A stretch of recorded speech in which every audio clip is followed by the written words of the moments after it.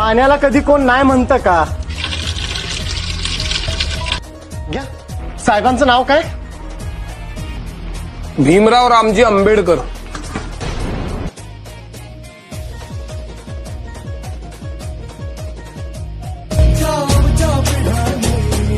गुलामी